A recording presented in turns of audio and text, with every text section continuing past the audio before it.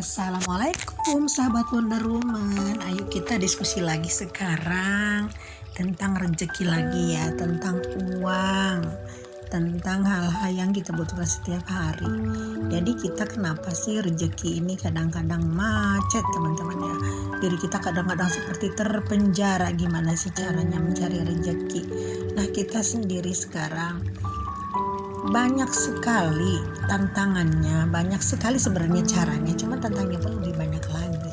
Tapi kita lagi kembali kepada alam semesta dari diri sendiri ya.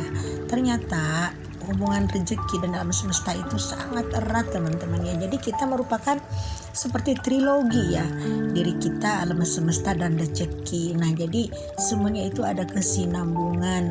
Nah jadi kalau rezeki kita pegang tanpa kita salurkan ke yang lain itu membuat teman-teman ya, jadi triloginya itu tidak memutar, siklusnya jadinya macet.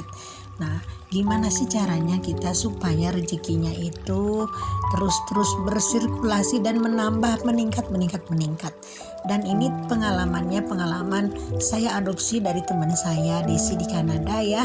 Juga ini dari pengalaman saya yang baru sedang memulai memakai konsep dari Desi ya. Ternyata dia sekarang jadi orang biasa menjadi luar biasa. Dia terus menjadi pengusaha sukses di Kanada, menjauh di sana teman-teman ya.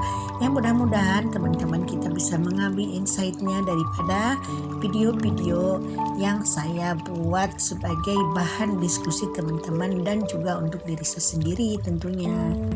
Nah jadi gini teman-teman ya, sebagai langkah awal kita kan biasanya, apalagi di saat kita sekarang perekonomian memang lagi sulit juga, bukan cuman sulit teman-teman ya, kita pun banyak hambatannya. Bahkan kita ini sekarang jalur usaha dari mana-mana banyak yang mampet teman-teman ya.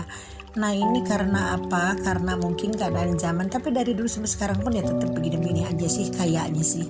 Jadi kita yang menjamaninya sekarang merasa berat karena kita sendiri belum membenahi apa yang menjadi hambatan-hambatan rezeki tersebut hingga tidak mengalir deras.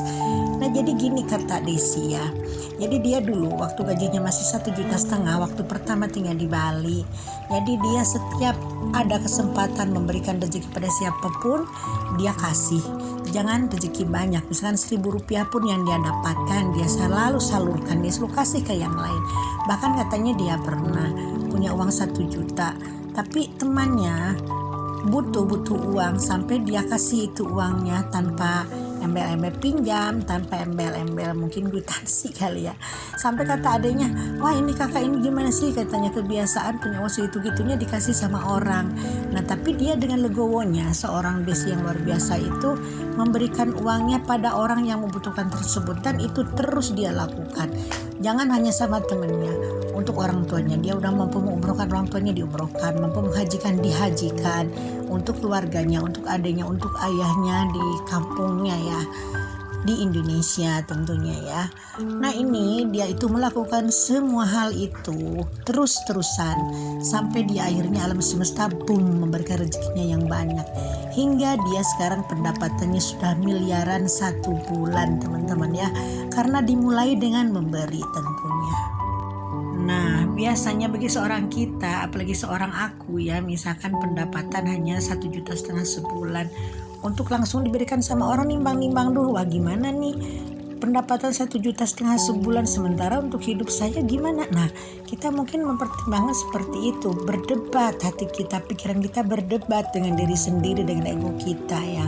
Bukan cuma teman-teman, saya pun pastinya seperti itu. Tapi ini perlu dilatih teman-teman ya. Kalau sudah terbiasa memberikan dan membantu orang lain sekecil apapun, itu pastinya kita akan sangat lega, tidak ada beban lagi. Bahkan seandainya uang itu tidak diberikan untuk orang lain, tidak dipakai membantu orang lain, nah itu bahkan kita akan terasa berat. Jadi bukan cuma masalah uang, misalkan kita lihat apa sih yang ada di rumah sekiranya berguna untuk orang lain, berikan aja. Misalkan nih di kita ternyata punya panci sampai 5-4 biji, tapi tetangga kita yang baru menikah pancinya pun tidak ada, ya berikanlah panci itu 1 gitu kan.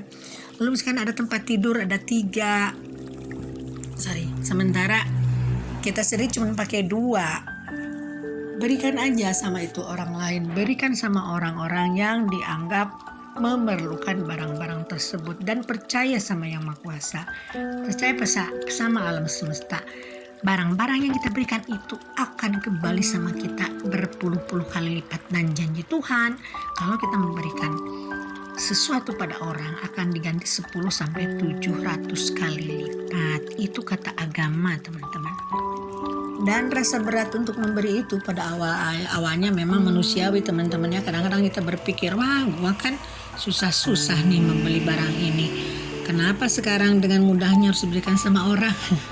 Apalagi mungkin ada keluarga yang lain di sekitar kita yang menghalang-halangi, buat apa sih mami, misalnya buat apa sih papi memberikan barang itu sama orang, toh kita juga masih butuh, biarin aja tuh untuk koleksi gitu. Dengan berbagai bahasa, dengan berbagai cara, orang-orang yang dekat sama kita itu pasti akan menghalangi dan menghambat supaya kita memang tidak jadi membantu orang lain. Nah, sekarang berpulang pada diri kita sebagai yang punya, kita sebagai pemiliknya, ikhlas enggak? Nah, tentunya ini perlu tekad yang kuat agar kita memang tidak terbebani dengan hal-hal yang berbau ketidakikhlasan gitu kan. Nah, karena memang ketidakikhlasan ini, gerundel ini merupakan hambatan yang vibrasinya sangat rendah, hingga jangankan kita memberikan hal yang besar, hal yang kecil pun kalau kita ada rasa tidak ikhlas dan tidak ada rasa berkelimpahan, nantinya malah akan menjadi beban pikiran, lalu bukan pikiran menjadi penyakit, bahkan nanti kita akan mengalami frekuensi yang sangat rendah, dan frekuensi yang sangat rendah itu identik dengan ketiadaan, dengan kemiskinan, dan dengan rasa sakit.